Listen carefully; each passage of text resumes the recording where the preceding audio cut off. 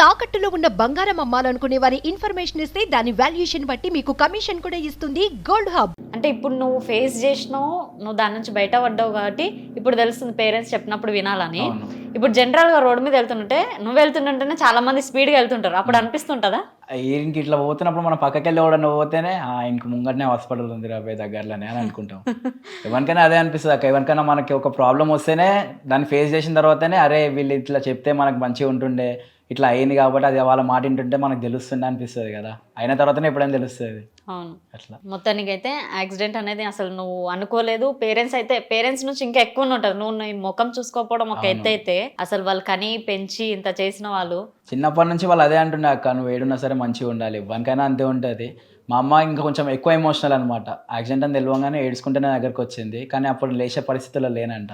3 days అవుతా మా friends చెప్తుండే, అయితే ఇప్పుడు ఇంతసేపు ఇన్న కూర్చుందిరా, నువ్వు లేచిన టైంకి కరెక్ట్ మీ మమ్మీ పక్కన లేదని చెప్పి తినేటప్పుడు తినే ప్లేట్ని పక్కకు పడేసి వచ్చింది మమ్మీ నా కోసం అని లేచిన. ఆ సిచ్యువేషన్ ఉండే నేను. అంటే ఏ ఇయర్ లో, అంటే ఎంత ఏజ్ లో అయింది అది? ఒక 1.5 year బ్యాక్ అక్క, అంతే. రీసెంట్గానే నాకు అప్పుడు ఒక 40K 30K ఫాలోవర్స్ ఉండే. అకౌంట్ మంచి రీచ్లో ఉన్నప్పుడు యాక్సిడెంట్ అయింది. సో మళ్ళీ ఇక అకౌంట్ రీచ్ అయితే పడిపోయింది వల్ల. Okay, Hemant rider, original name హేమంతేనా? హేమంత్ అక్క. హేమంత్ రైడర్ అంటే? రైడర్ అంటే ఇక చిన్నప్పటి నుంచి పెట్టుకున్న పేరు అక్క. ఇక ఇంటికాడ వాళ్ళు పిలుస్తారు అట్లానే, అందరు ముద్ద రైడర్ రైడర్ అని పిలుస్తారు. ఇన్స్టాగ్రామ్లో ఏదో ఒక పేరు పెట్టుకుంటారు కదా అందరూ, అట్లానే హేమంత్ రైడర్ అని పెట్టుకున్నా. ఇంత ఫేమస్ అవుతా అని చెప్పి ఎక్స్పెక్ట్ చేయలే వాళ్ళ వల్ల.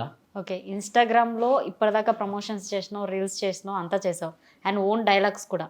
నీ రీచింగ్ ఎక్కువ ఓన్ డైలాగ్స్కి బాగా ఉంటుంది. నీ ఆడియో బాగా యూస్ చేసుకొని, అంటే వేరే వాళ్ళు కూడా ఆడియో చేస్తుంటారు కదా, అలా బాగా వెళ్ళినప్పుడు నీ ఫీలింగ్ ఎలా ఉండే? అంటే నేను ఇన్స్టాగ్రామ్లో నా పక్కన కూర్చున్న వాళ్ళు నేను ఎవరో తెలియదు కొంతమందికి. వాళ్ళు స్క్రోల్ చేస్తుంటే నా ఆడియో నాకే వినిపిస్తుంది కదా, అప్పుడు అరే ఇదేన్నో విన్నట్టుంది నా ఆడియోలోనే ఉంది. చూస్తే వేరే వాళ్ళు ఎవరో చేస్తుంటారు, కాకపోతే నా ఆడియో అరే నా ఆడియో ఇంతవరకు రీచ్ వస్తుందా, చూసేటోళ్ళకి నేను ఎవరో తెలియదు, కానీ నా ఆడియో వాళ్ళకి నచ్చుతుంది కదా, చాలు నా సాటిస్ఫాక్షన్ అయితే మంచిగా అనిపిస్తుంది. కానీ ఒకటి చెప్పు హేమంత్, ఇన్స్టాగ్రామ్ వాళ్ళని బయట చూసినప్పుడు చాలా మంది గుర్తుపట్టారు కదా? అవును, నిజమే కదా? నిజమే. ఎందుకంటే అంటే కొంతమంది ఎట్లుంటారు అంటే, ఇప్పుడు మనమే ఉన్నాం అక్క, ఒక 10 మందిని చూస్తాము, చూసిన తర్వాత ఒక 10 రోజుల తర్వాత 10 మందిలో ఒకరిని గుర్తుపట్టామన్నా మనం గుర్తుపట్టలేము. వాళ్ళు ఎంత మనం చూసేటోళ్ళైనా సరే బయట చూసిన దానికి ఇన్స్టాగ్రామ్లో చూసిన దానికి చాలా డిఫరెన్స్ ఉంటుంది. ఏదో మనం ముందు నుంచి పాస్ అవుట్ అయిపోయినాం అనుకో, మనం అంతా పట్టించుకోము. అయినా సరే మ్యాథ్స్ వరకు అయితే గుర్తుపడతారు, కొంతమంది అయితే గుర్తుపడతారు, కొంతమందిగా గుర్తుపడతారు. ఓకే, నీ లైఫ్లో ఫ్రెండ్స్ గురించి చెప్పాలంటే ఇప్పటిదాకా ఎన్నో అప్ అండ్ డౌన్స్ అయినాయి, ఫ్రెండ్షిప్లో కూడా ఎంతో పెయిన్ తిన్నావు, ఎంతో దెబ్బలు తిన్నావు. ఫ్రెండ్స్కి నిజంగా చెప్పాలంటే వాళ్ళకు దండం.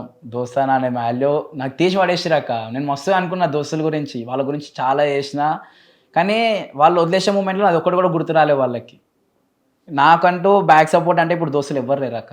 నాకున్న వరకు, నా ఫ్యామిలీ వరకు, నా ఫ్యామిలీ బయట వరకు అంటే నాకు గట్టి అంటే 3 అన్నలు. కుషాయిగూడ సాయి గౌడ్ అన్న, కుషాయిగూడ అర్జున్ శామ్ అన్న, యాప్రాల్ అభినయ్ అన్న. ఈ 3 అన్నలు చాలక. ఈ 3 నాకు చాలు, దునియా చూపిస్తారు వాళ్ళు. ఈ దోస్తానా చేసుడు మస్తు అనుకున్నా. ఏడికి పోయినా సరే నాకు దోస్తులు 3 పేర్లు చెప్తుండే, 4 పేర్లు చెప్తుండే. వాళ్ళందరూ వేరు, ఇప్పుడు ఎవరు లేరు దోస్తులు అంటే. ఓన్లీ అన్నారు, అన్నలే చాలు నాకు ఈ లైఫ్కి. వాళ్ళు చాలు. దోస్తానా చేసి మస్తు కోల్పోయినా, ఇంకా కోల్పోనికి రెడీగా లేను సాలిడికి. ఓకే, నెగిటివ్ కామెంట్స్ గురించి ఏం చెప్తాను? ఒకళ్ళు ఇట్లా ఎదుగుతారంటే చూసి జలాయించుకునేటోళ్ళు కొంతమంది ఉంటారు, మస్తు మంది ఉంటారు. ఇప్పట్లో ఈ కాలంలో అయితే చూసి మస్తు కొలుకుంటారు అక్క. అట్లాంటి వాళ్ళకి ఏంటంటే మనం ఏదో ఒకటి చేయాలా. నెగిటివ్ కామెంట్ పెడితే ఏంటంటే వాళ్ళకి 10 మందిలో వాళ్ళు నెగిటివ్ కామెంట్ పెట్టిండ్రు రాబోయ్, వాడు ఇట్లా చూస్తుర్రు రాబోయ్ అని చూసి 10 మంది ఇలా గుర్తుపట్టాలని, అందుకని నెగిటివ్ కామెంట్స్ పెడతారు.